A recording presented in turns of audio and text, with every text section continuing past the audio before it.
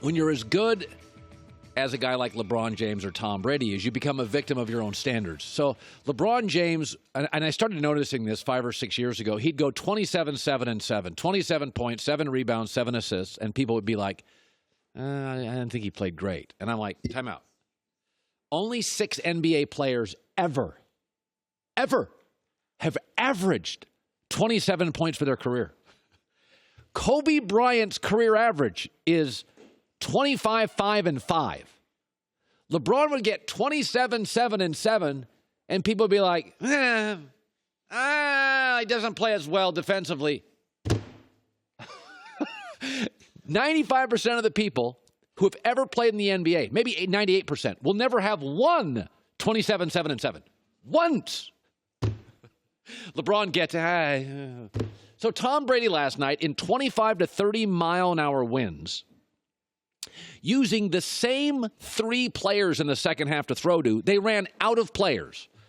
Goes 31 of 41, over 7 yards of play, 39 minutes time of possession, runs for 2 touchdowns, did not have Philip Dorsett, and his most talented receiver, Josh Gordon, got hurt in the middle of the game. And this morning it's, Are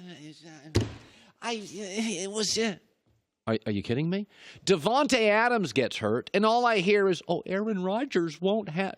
Have you seen Green Bay's other receivers? They look like an NBA team. They're all 6'6".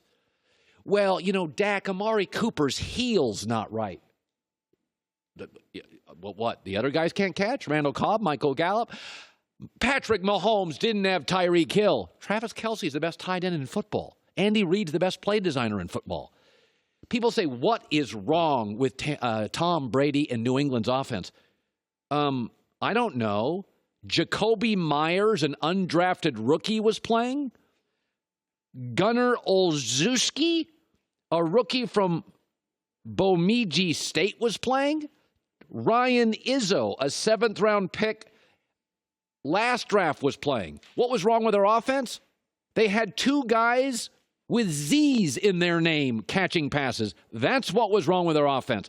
Gunnar Olszewski, what does he moonlight as a fighter pilot? He was actually cut by New England. They're like, you're not good enough to make the team, even with all our injuries. And they called him back. Of course, he was late getting back because he was doing a midnight shift at Sharky's as a bartender. You got to be kidding me. What's wrong with the offense? Nothing. Nothing's wrong with the offense. Tom Brady went 31 of 41 in 25-mile-an-hour winds, ran out of players. Brady is so frustrated with the lack of cohesion at wide receiver. After the game, they asked him, look at his reaction. Tom is a politician. Even he can't hide his frustration.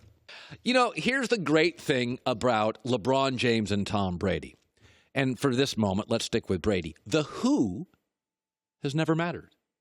He's got touchdowns to 75 different people. It's never about the who. It's about the where. When the ball is snapped, where will you be as a receiver 3 seconds after the snap? It's about what. What is your job? Do your job. Tom Brady's the only quarterback in NFL history that the who doesn't matter. Philip Dorsett's out. I want to use some guy named Gunner and another guy named Izzo and another guy that sounds like a member of a law firm, Jacoby and Myers. It doesn't matter. It doesn't matter that they use James White. Sometimes he's available, sometimes he's not. And then there's Sony Michel, played well last night, not as well early, and it's the precision. In a league where all these young quarterbacks are coming in, these athletes, and they're all between like 5'10 and 6'2". He's 6'5", sees the field, very precise, rarely misses an open receiver. But he's the only quarterback in my life. The who doesn't matter. LeBron James went to an NBA Finals. The who was Matthew Dellavedova. It never mattered. Now, winning a championship for Brady, the who becomes more important. Who's the opponent? Who is on that defense? Who's the opposing quarterback and coach? But in terms of what's in his building, the what and the where matter, not the who. And last night was classic Brady. If you were dropped out of a spaceship and had never seen the NFL for 20 years, and you didn't have these preconceived notions and the standard of Brady, and you'd have watched that, you'd have thought, God, there's 25 to 30-mile-an-hour winds. He's playing with backups and undrafted guys and seventh-round guys, and he goes 31 for 41. Well, that's pretty good. Pretty good. It was great. It was great. I want you to think about this for a second, that this happens all the time. I'll give you an example in movies. Because this weekend, Patrick Mahomes hosts Deshaun Watson. They're both great. I just think, one, Deshaun Watson deserves more credit. So years and years ago in the mid-'70s, Godfather 2 won the Oscar. It's a legendary Francis Ford Coppola, Godfather 2. But that same year, Chinatown came out. Chinatown's the movie for years and years. If you wanted to be in Hollywood and wanted to be a director and you were a college student, you would break down Chinatown, Jack Nicholson's greatest movie. But it came out the same year as Godfather 2. Chinatown's, many film cinema buffs and experts call it a top 15, 20 movie of all time. But Godfather 2, after Godfather 1 got all the acclamation, nobody paid attention to it, right? We forget about Chinatown. It's one of the greatest movies ever made. I prefer it to Godfather 2. A similar thing with Forrest Gump. Forrest Gump wins the Oscar, and you forget that year, Pulp Fiction, which I prefer over Forrest Gump, and Shawshank Redemption, which I prefer over Forrest Gump. But sometimes films have a star in it. Francis Ford Coppola is the director. Tom Hanks is in the movie. And there's something that same year, that same time, it just gets overlooked.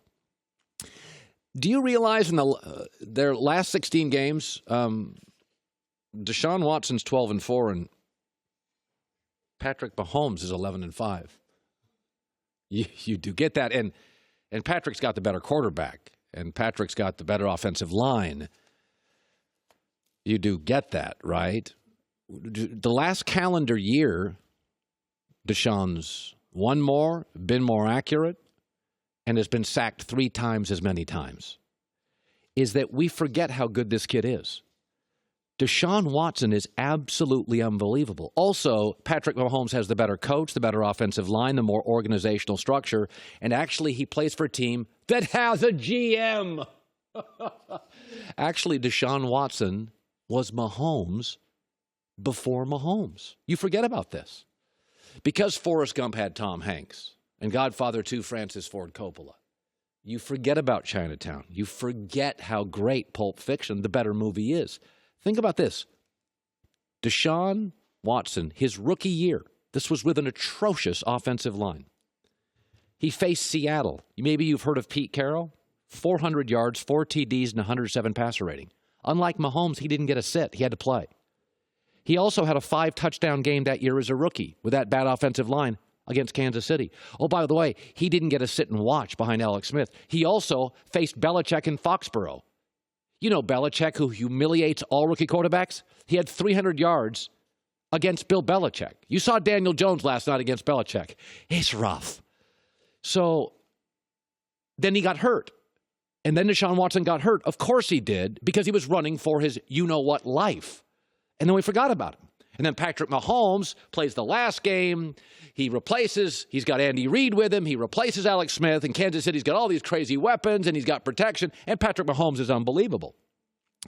But just remember this.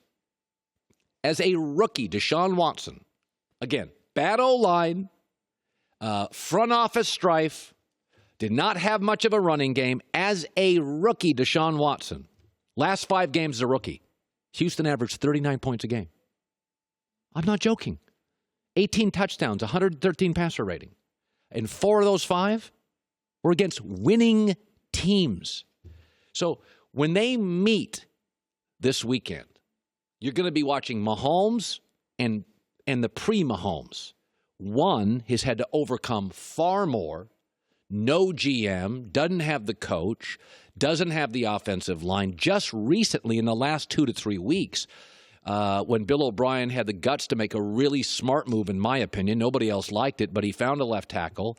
They went and drafted offensive linemen. In the last 2 to 3 weeks, Watson's actually had some legitimate protection. They went out and acquired Duke Johnson. They have a really talented running back. Now, both of them have the same amount of weapons. Now Deshaun Watson's got a great receiver and a good 2, Will Fuller, and Kenny Stills, and a running game, and a left side. So now let's start comparing Watson and Deshaun Watson and Patrick Mahomes, because now it's much more fair. Both have reasonable offensive line. Both have great perimeter weapons. Both have decent running backs. And Bill O'Brien's not a bad coach. I'm not saying that. But when you watch them this weekend, I don't think the gap's what you think the gap is. I think Mahomes is better than Watson. I think it's real close. And I can't wait to watch him play. Hi, everybody. Thanks for watching. Subscribe here to get the latest from the show. Also, be sure to check out more of the best clips from The Herd or go watch a few segments from other shows on FS1.